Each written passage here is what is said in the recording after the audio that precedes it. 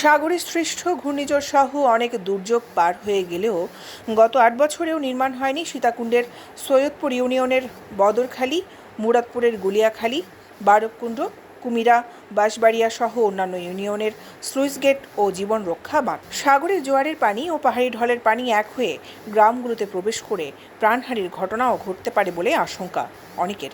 ফলে ঘূর্ণিঝড় আতঙ্কে ঘুম নেই সাগরের চরাঞ্চলের বেড়িবাঁধ এলাকার উপকূলবাসীর। পূর্বে পাহাড় এবং পশ্চিমে সাগরের জীবন রক্ষা বেড়িবাঁধ। এরই মাঝে সে আদিকাল থেকে এই অঞ্চলের কৃষক পরিবারগুলো মাথার ঘাম পায়ে ফেলে জমিতে বিভিন্ন প্রজাতির ফসল ফলায়।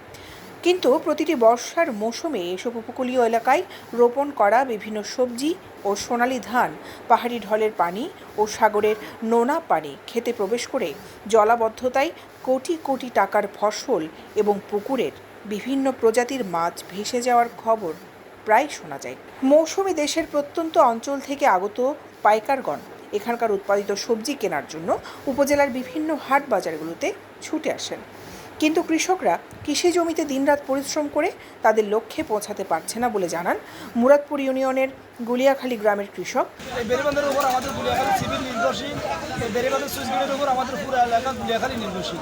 গুলিয়াখালীর উপরে 90% মানুষ আমরা কৃষক। এই বেড়িবাঁধের পানির জন্য, সুইচ গেটের পানির জন্য আমাদের সবজি খাতগুলো নষ্ট হয়ে যাচ্ছে। সবজি খাতগুলো নষ্ট হওয়ার ফলে আমরা কৃষকরা দুর্ভোগ করতেছি।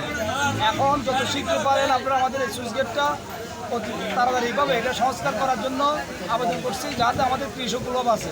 যেটা ভেঙে গেছে অনেক দিন আগে থেকে, এখানে নোনা পানি জোয়ারে পানি ঢুকতেছে, কিন্তু অনেকে এখানে ক্ষেত করতে পারতেছে না।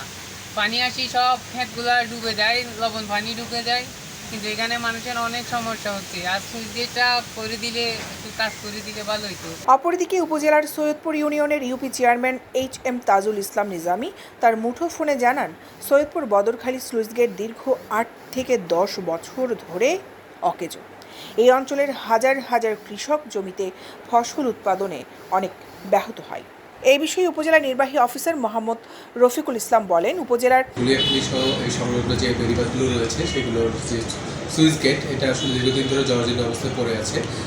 তো আমরা উপজেলা প্রশাসনের পক্ষ থেকে ইতিমধ্যে আমাদের পানি উন্নয়ন বোর্ডের সাথে যোগাযোগ করেছি। পানি উন্নয়ন বোর্ড জানিয়েছে এটা আলাদা প্রকল্প করে এটা সংস্কারের কাজ শুরু করতে হবে। সেক্ষেত্রে তারা তাদের ঊর্ধ্বতন কর্তৃপক্ষের সাথে যোগাযোগ করবে। তো আসলে আমরা এটা দীর্ঘদিন হয়ে গিয়েছে, কোনো ফিডব্যাক পাচ্ছি না। তো আমরা আবার সিদ্ধান্ত নিয়েছি যে আমরা পানি উন্নয়ন বোর্ডের সাথে জেলা প্রশাসক মহোদয়ের মাধ্যমে যোগাযোগ করবো এবং পরবর্তী আমাদের যে উন্নয়ন সমন্বয় সভা হয় জেলাতে, এবং সেই উন্নয়ন সমন্বয় সভাতে এই বিষয়টা নিয়ে বিস্তারিত আলোচনা করব। এদিকে চট্টগ্রাম 4 সীতাকুণ্ড আসনের এমপি আলহাজ SM আল মামুন বলেন, সীতাকুণ্ডের জলাবদ্ধতা এবং আমাদের বেড়িবাঁধ সুইচ গেট নিয়ে আমি আমার বক্তব্য বলেছিলাম। এখন এরই মধ্যে আমাদের যেটা সৈয়দপুরে বদরখালী খাল যেটা আছে, ওটার জন্য আমাদের 8 কোটি টাকা একটা সুইচ গেট নতুন নির্মাণের জন্য 8 কোটি টাকার একটা বরাদ্দ এসেছে। এটা ইতিমধ্যে এটা আপনার টেন্ডার হয়ে ঠিকাদারি প্রতিষ্ঠান চলে আসবে।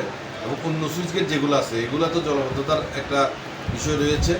এগুলোর জন্য আমাদের পানি উন্নয়ন বোর্ড ওনাদেরকে বলা হয়েছে, ওনারা আমাকে কথা দিচ্ছেন যে এটার পরে অন্যগুলো আপনার পর্যায়ক্রমে একটার পর একটা সবগুলো একসাথে করতে পারবেন, একটার পর একটা করে যাবে। তবে ওনারা বলেছেন এটা আগামী বছরের মধ্যে আমাদেরকে সম্পন্ন করে দেবেন সব সুইচ গেটগুলো। দৈনিক আজাদী নিউজ ডেস্ক।